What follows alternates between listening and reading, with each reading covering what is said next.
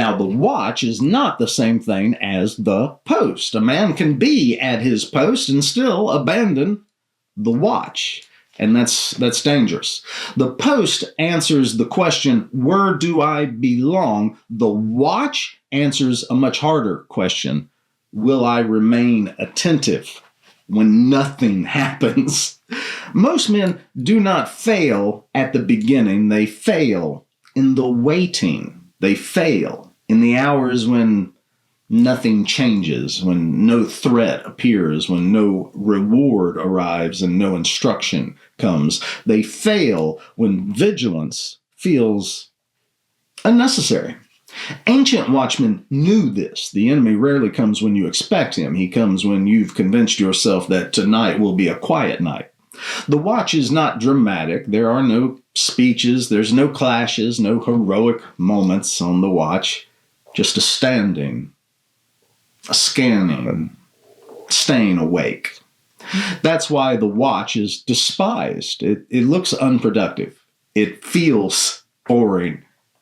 It offers you no applause. And yet everything depends upon it. Most collapses do not happen suddenly. They happen because the watch faded away. A little distraction, a little numbness, a little compromise. No one meant to fall asleep. The penguin's watch is merciless. There is no warmth to lull him, no comfort to sedate him, no entertainment to distract him, just wind, cold, and darkness, and the life beneath his feet. The watch is not about paranoia. It is about presence, being fully where you are when you would rather be anywhere else. The modern world hates the watch. It trains men to fill every quiet moment with noise instead of attention, stimulation instead of awareness, scrolling instead of watching and seeing. We've been trained to flee silence because silence exposes the drift. A man who cannot endure silence cannot endure a watch. The watch tests a very different muscle than courage does. It tests restraint, the ability to not chase novelty, not invent drama, not escape into fantasy, and not abandon the quiet duties.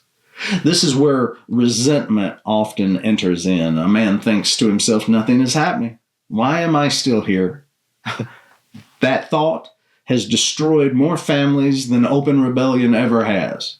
The watch does not reward enthusiasm. It rewards faithfulness. Scripture is relentless about this truth. Watch and pray. Be sober-minded. Stay awake. These are not metaphors. They are commands for men entrusted with others. The watchman who sleeps does not look wicked. He looks tired. He looks reasonable. That's what makes him very dangerous.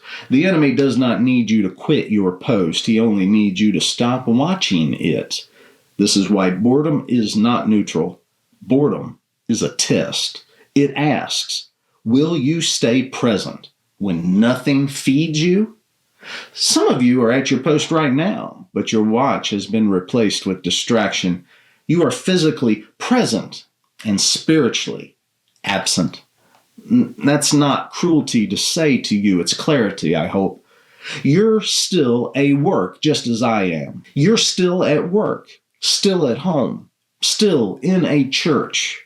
But your attention has wandered somewhere else, and unattended posts decay quietly. The watch is especially hard at night, when no one sees you, when no one checks in on you, when no one would know if you slipped. That's when the watch matters the most. The penguin does not know if the storm will pass tonight. He does not know if relief is coming tomorrow. He does not know if this effort will even be noticed. He watches anyway. That is not stoicism. That is obedience without information. Most men want clarity before commitment. The watch teaches a harsher truth. Clarity often comes because you stayed awake long enough to see it. You don't watch because danger is obvious. You watch because danger prefers subtlety. This is why mockery increases when men speak about vigilance. The world calls it obsession, overreaction, old-fashioned fear. But mockery usually means you are guarding something real. A watched post is a threat to systems that depend on your drift. And here is the quiet danger of the watch. You can convince yourself that checking once in a while is enough. Brother, that's not a watch, that's a glance. The watch is continuous, not intense, not frantic, just unbroken. Some of you know exactly where your watch has slipped. You didn't abandon your family, you didn't quit your calling, you just stopped paying attention. The watch can be restored, but not with guilt, with resolve. You do not need to feel inspired about it. You need to stay awake. The watch is not forever, but it is always longer than you expected. And the men who endure the watch are the men others sleep safely behind. They will never know your name. They will never thank you. That's the point.